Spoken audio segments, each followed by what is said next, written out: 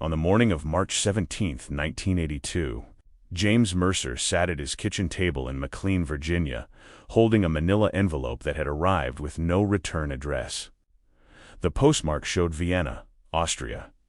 His wife, Helen, was upstairs getting their two daughters ready for school. Through the window, he could see the dogwood tree beginning to bloom early that year.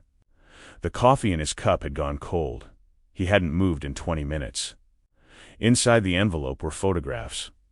37 of them. All of Helen at the giant food supermarket on Chainbridge Road, reaching for a box of Cheerios. Helen walking out of St. John's Episcopal Church after the 11 o'clock service, sunlight catching her hair. Helen in their Volvo station wagon waiting at the traffic light on Old Dominion Drive, Helen holding Sarah's hand in the parking lot of Longfellow Middle School.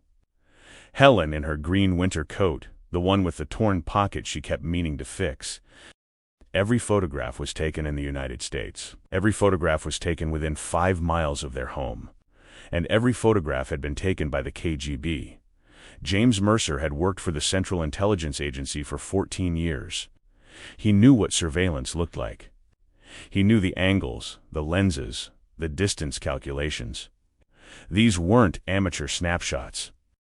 They were professional reconnaissance photographs, the kind you took when you were building a target package, when you were mapping someone's life to find the vulnerabilities, the patterns, the moments when they were most exposed. He turned over one of the photos. On the back, written in careful block letters, September 1979. 3 years ago. They had been watching his family for at least 3 years. The Cold War had many faces, but the one James Mercer saw that morning was the most terrifying of all. Not missiles. Not bombs. Not armies massing at borders. Just his wife buying groceries, unaware that somewhere in the crowd, someone was lifting a camera and recording her ordinary American life as if she were an enemy combatant. The year was 1982, and the world was locked in what historians would later call the Second Cold War, a period of renewed hostility between the United States and the Soviet Union that had begun after the brief détente of the Ijo-Teeling-S collapsed. The Soviet invasion of Afghanistan in 1979 had poisoned whatever trust remained between Moscow and Washington. President Reagan, inaugurated just over a year earlier, had called the Soviet Union an evil empire. The rhetoric was fierce.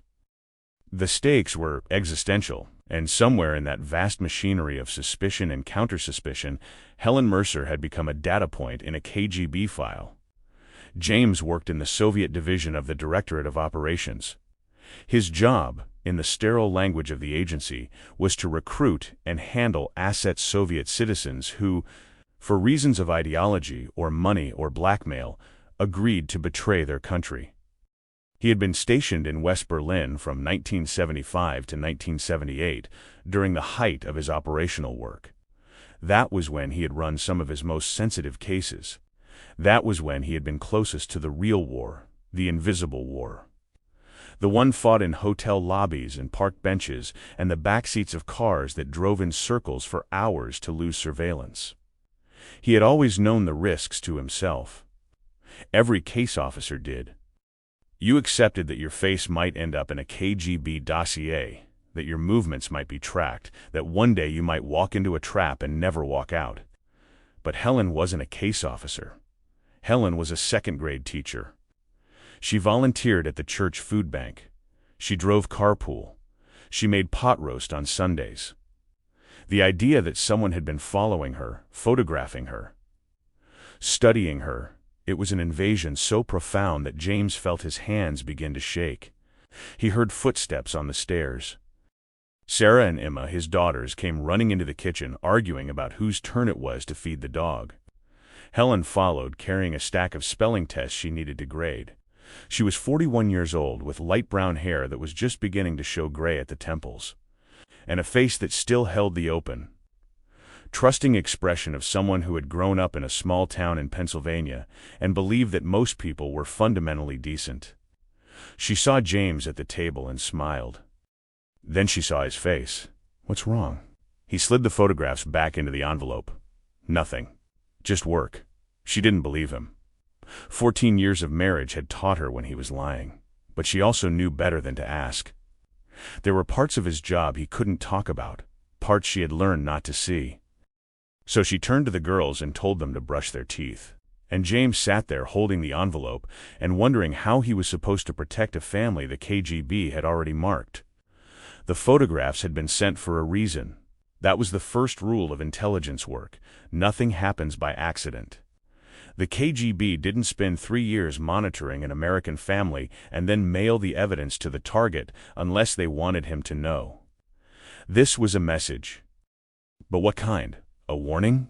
A threat? An invitation? James drove to Langley that morning in a fog. The headquarters of the Central Intelligence Agency sat on a wooded campus overlooking the Potomac River. A complex of concrete and glass buildings surrounded by chain-link fences and guard posts. He parked in his usual spot and walked through the main entrance, past the wall of stars commemorating officers who had died in the line of duty, and took the elevator to the 4th floor where the Soviet division kept its warren of cramped offices.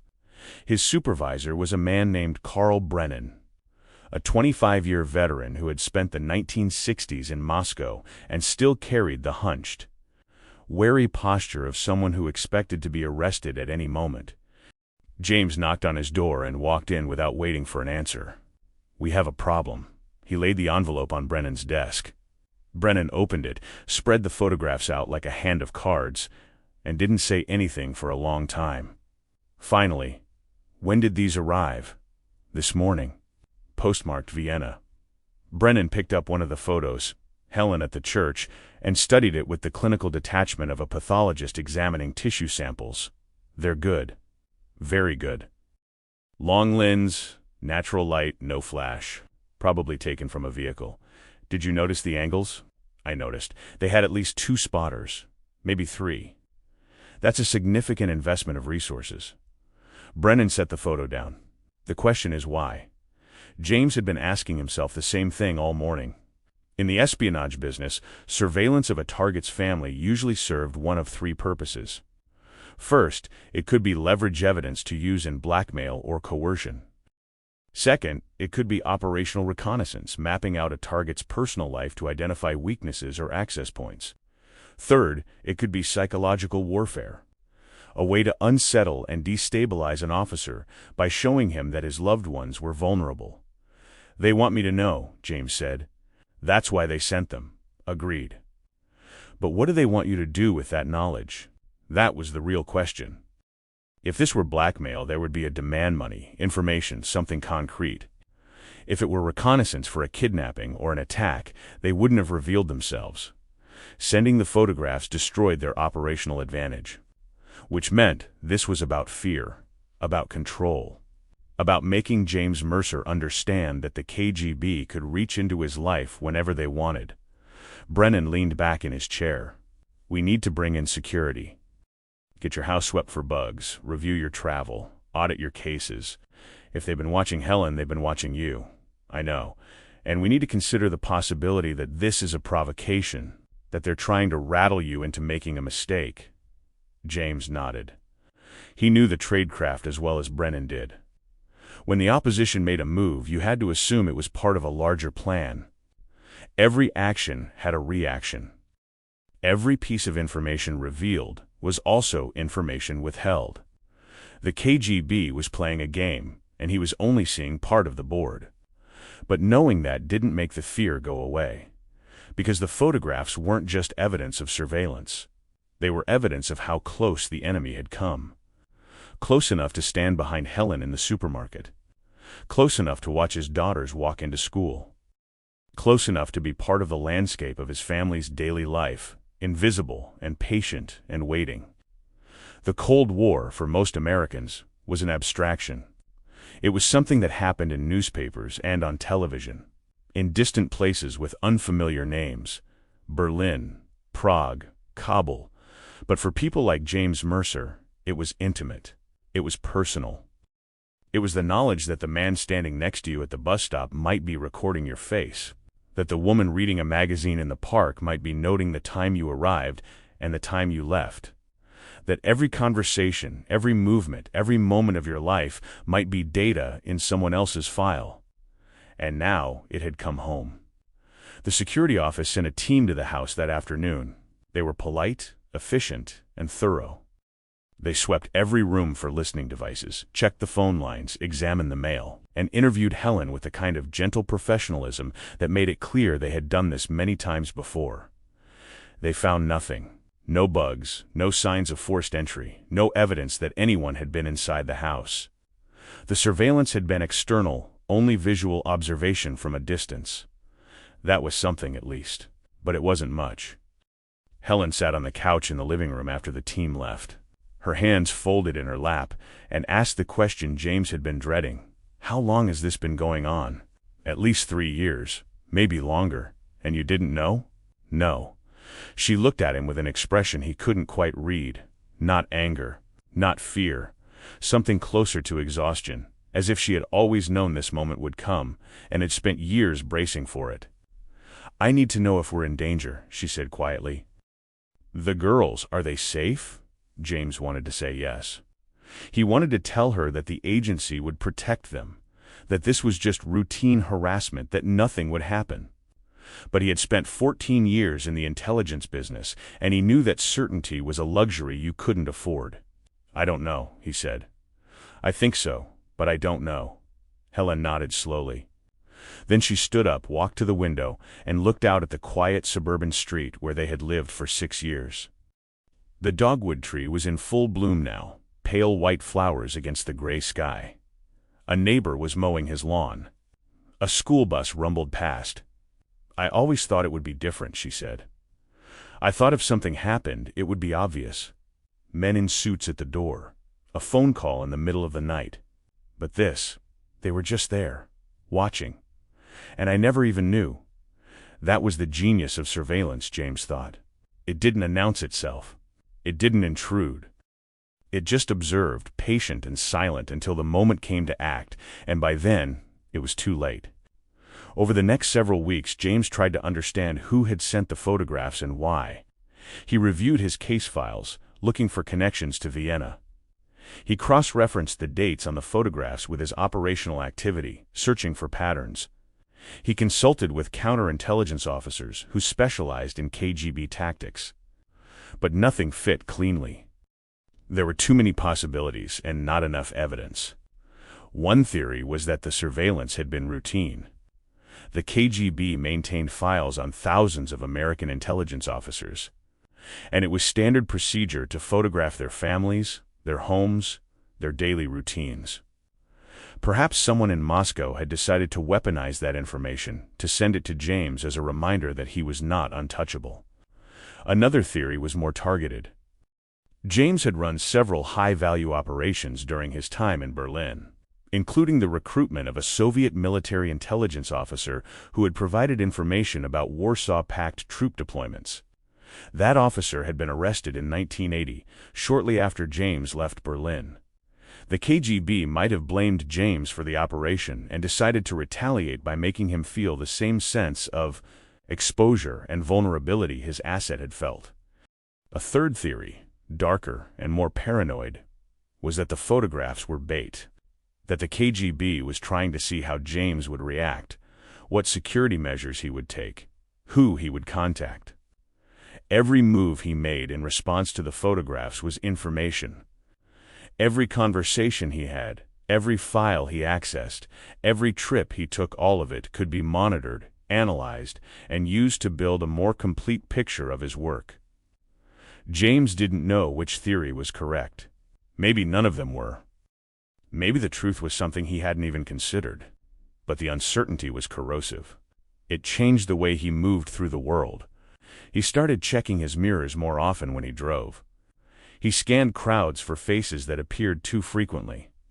He became hyper-aware of the people around him, wondering if any of them were watching, recording, reporting back.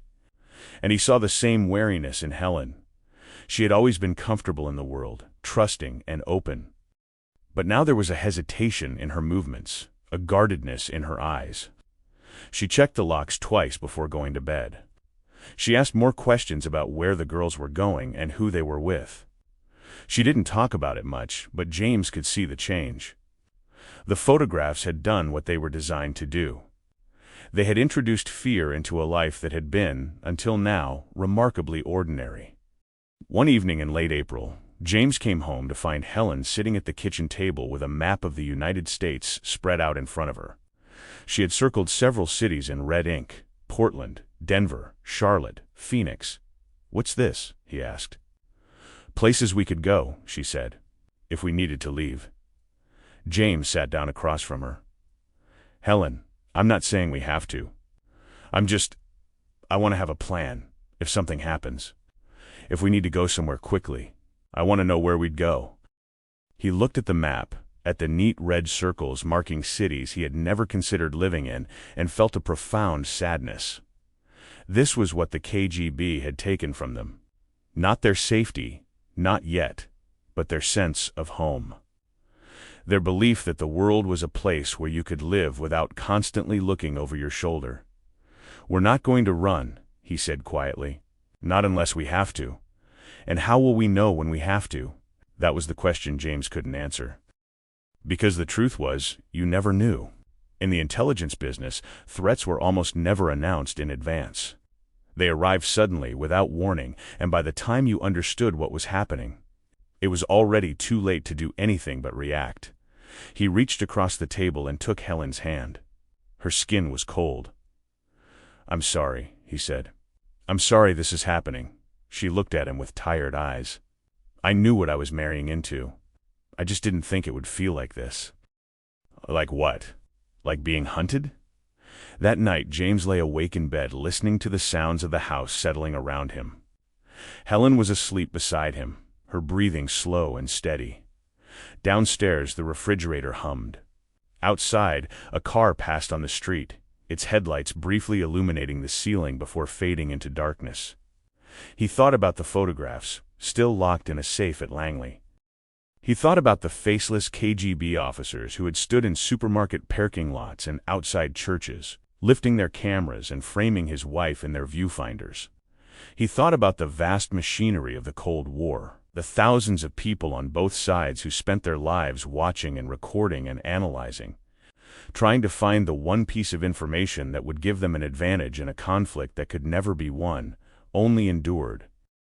And he thought about what it meant to live in a world where your family could become a weapon used against you, where love and loyalty could be turned into vulnerabilities, where the simple act of going to church or buying groceries could make you a target.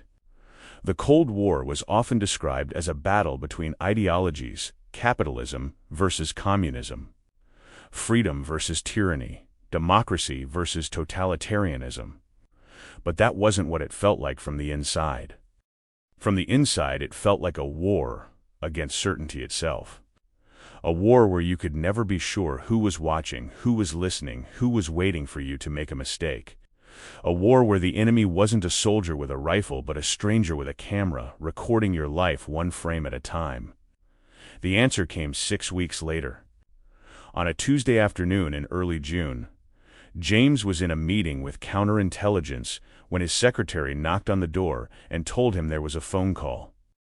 Urgent. He excused himself and took it in his office. The voice on the other end was male, accented, and speaking in Russian. "Mr. Mercer, I hope you received our gift."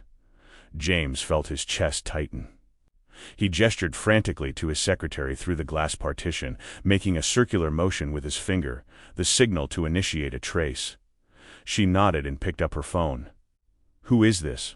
That is not important. What is important is that you understand we have been very patient. We have watched, we have waited, we have given you time to consider your situation." "What situation?"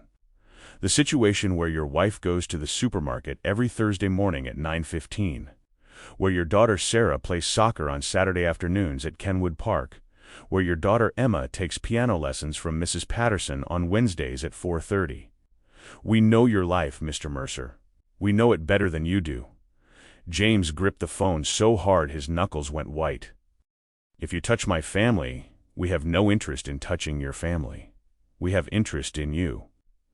Specifically, in a conversation we should have, face to face.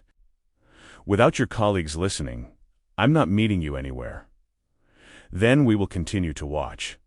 And perhaps next time, We will not be so polite as to remain at a distance."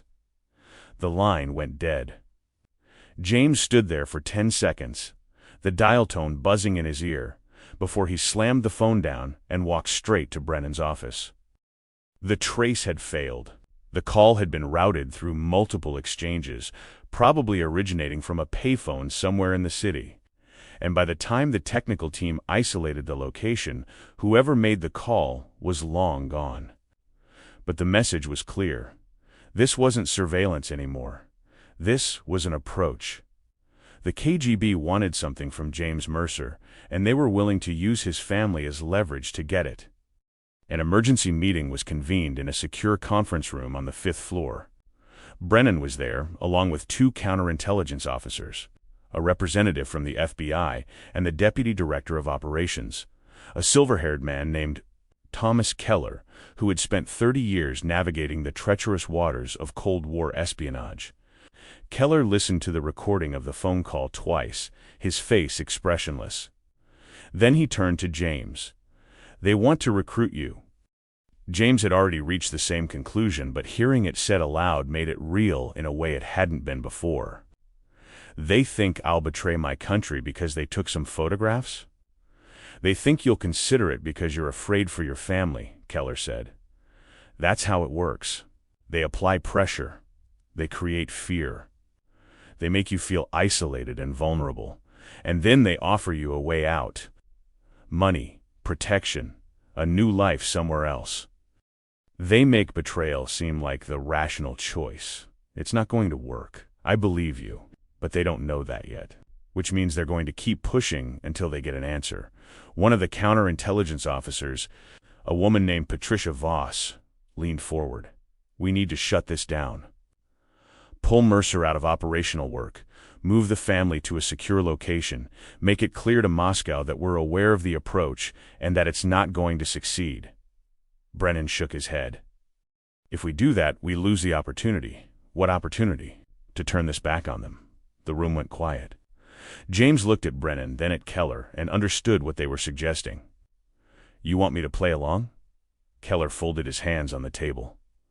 "I want you to consider it. If the KGB thinks you're vulnerable, if they think there's a chance you might cooperate, they'll reach out again. They'll arrange a meeting. And when they do, we'll be ready. We'll document everything. We'll identify their officers. And we'll feed them whatever information we want them to have. You want to run a double-agent operation, with me as the bait. With you as the asset," Keller corrected. "Controlled, monitored, and protected at every step." James felt a cold anger rising in his chest. "You're asking me to put my family at risk." "Your family is already at risk," Voss said quietly. "The moment those photographs arrived, the risk existed. The question is what we do about it." "We protect them," James said. "We get them somewhere safe and we tell the KGB to go to hell. And then what?" Brennan asked. "You think they'll just walk away? You think they'll say, well, we tried, and move on to the next target? They've invested 3 years in this, James. 3 years of surveillance, of planning, of building a file on you. They're not going to give up because you refused to take a meeting." Keller's voice was calm, measured, almost gentle. "I know what I'm asking. I know it's not fair, but this is the world we live in. The KGB doesn't play by rules. They don't respect boundaries. And if we don't take control of this situation, they will." James looked around the table at the faces of men and women who had spent their careers fighting a war that had no front lines, no clear victories, no end in sight. He thought about Helen at the kitchen table with her map of escape routes. He thought about Sarah and Emma, oblivious to the danger circling their lives. He thought about the photographs locked in a safe downstairs, evidence of how close the enemy had already come. "If I do this," he said slowly, "I want guarantees. 24-hour protection for Helen and the girls.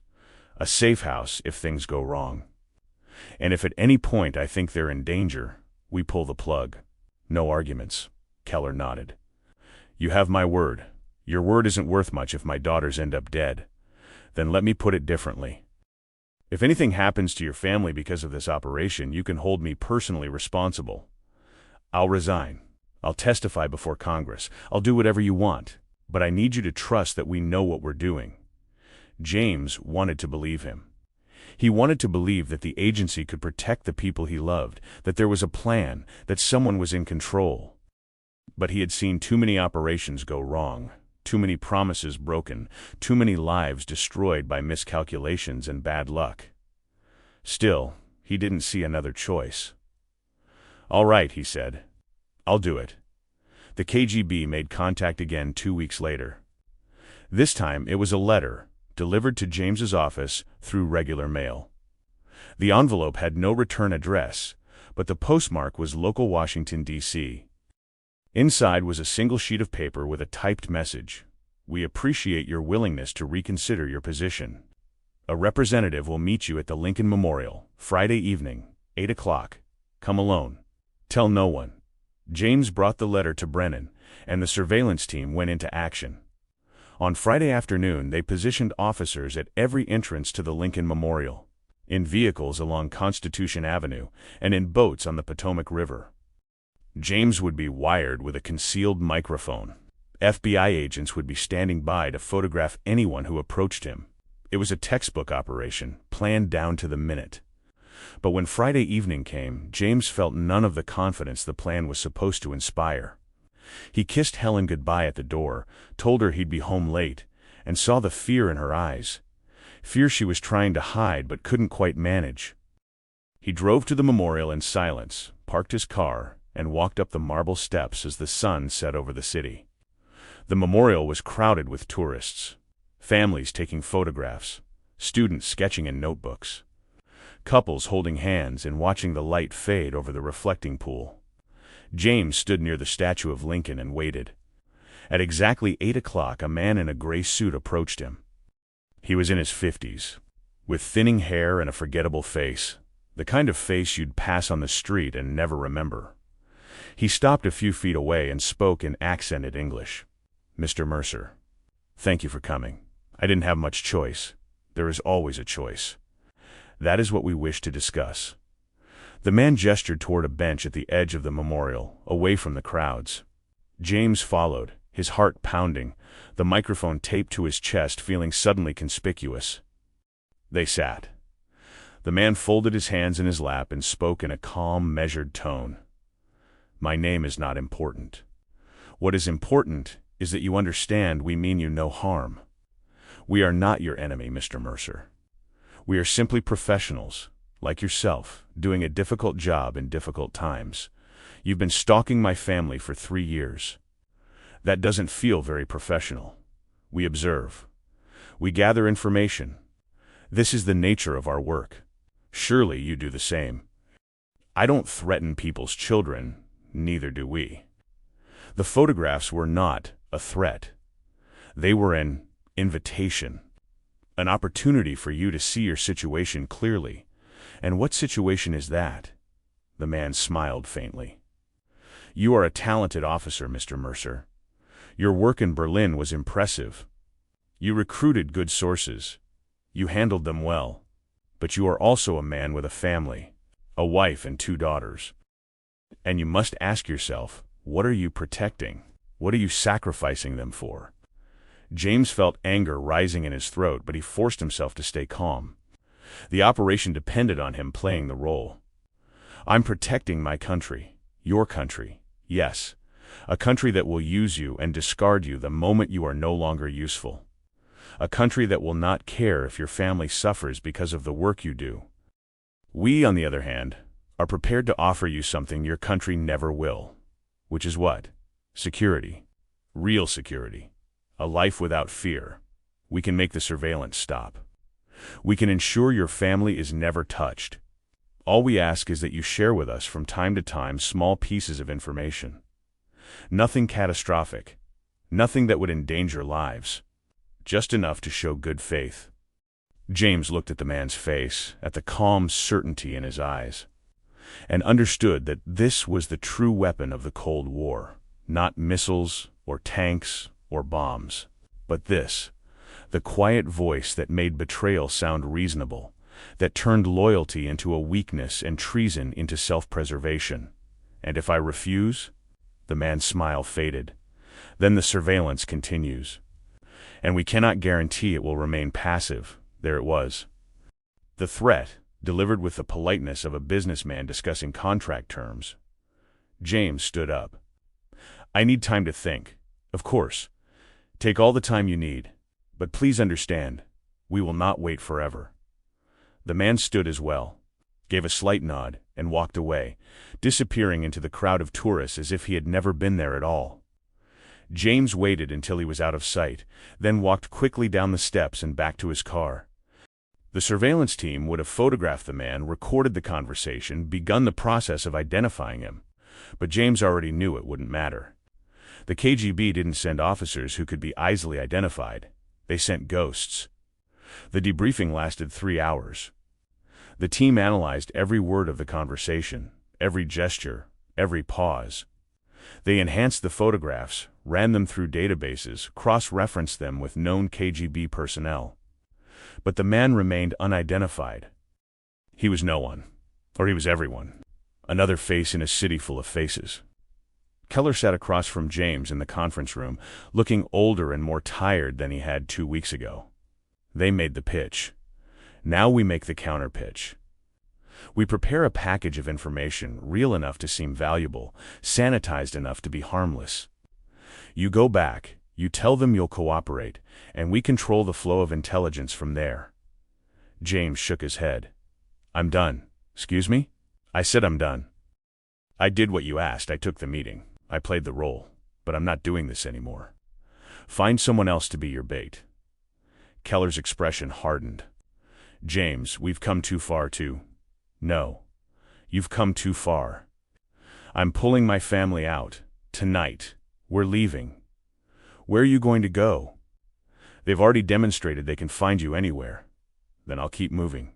I'll change names, change cities, change everything. But I am not putting Helen and my daughters through this for one more day. Brennan, who had been silent until now, spoke quietly. If you run, it never stops. You'll spend the rest of your life looking over your shoulder. Is that what you want for them? James stood up, his voice shaking with exhaustion and rage. What I want is for my wife to go to the supermarket without being photographed. What I want is for my daughters to grow up without armed guards outside their school.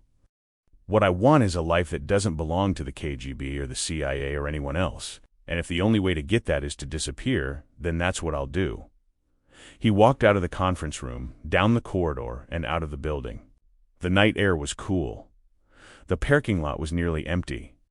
He sat in his car for a long time, his hands on the steering wheel, and tried to figure out what came next. When he finally drove home, it was past midnight. The house was dark except for a single light in the living room. Helen was sitting on the couch, still dressed, waiting. How did it go? She asked. James sat down beside her and told her everything. The meeting, the conversation, the offer, the threat. He told her about Keller's plan to turn him into a double agent, and about his decision to walk away. When he finished, Helen was quiet for a long time. Then she said, "What if we don't run? Helen, what if we stay? What if we call their bluff?" "It's not a bluff. You saw the photographs. I saw photographs of me going about my life. That's all they were. Pictures.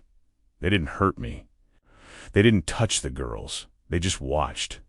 And maybe that's all they'll ever do." James stared at her. "You can't believe that. I don't know what I believe anymore. But I know that if we run, we lose everything. Our home, our friends, the girls' school, everything we've built. And I'm not sure I'm willing to give that up because some man in a gray suit told you to be afraid. They're not going to stop. Then let them watch. Let them take all the photographs they want. We'll live our lives and they can waste their time following us around. Eventually, they'll realize we're not worth the effort." It was naive, James thought. It was dangerous. It was exactly the kind of thinking that got people killed in this business. But it was also brave, and it was something he hadn't considered. That the best way to defeat fear might be to refuse to let it change you. They stayed. Over the following months, the surveillance continued, but it was more sporadic. Sometimes James would spot a car that seemed to be following him. Sometimes Helen would notice a man in the supermarket who appeared too interested in her movements. But the KGB made no more approaches. They sent no more photographs. The phone calls stopped. James transferred out of operational work and took a position in analysis, behind a desk, away from the front lines of the Cold War. It felt like a retreat. But it also felt like survival. He came home at normal hours. He helped with homework. He coached Emma's soccer team. The photographs stayed locked in a safe at Langley, filed under a case number that would remain classified for decades. And slowly, painfully, life began to feel normal again. But James never forgot. Every time he saw Helen at the grocery store, he thought about the camera lens aimed at her back. Every time his daughters walked to school, he wondered if someone was watching. The Cold War had ended for him personally, but it never truly ended.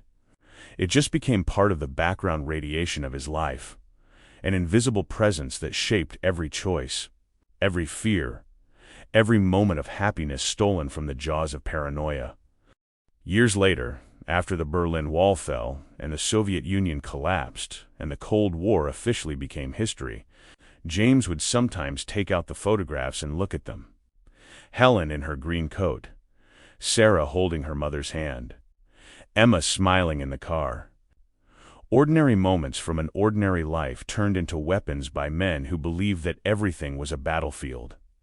He kept them as a reminder, not of the KGB, or the fear, or the threat that never quite materialized, but of what it cost to live in a world where even love could be surveilled, where even family could be turned into a vulnerability, where the most dangerous enemy wasn't the one holding a gun, but the one holding a camera. The Cold War was over. But its ghosts remained, patient and silent, watching from the shadows of memory. If stories like this make you reflect on how fragile freedom really was, consider subscribing. There are many more Cold War stories that should never be forgotten.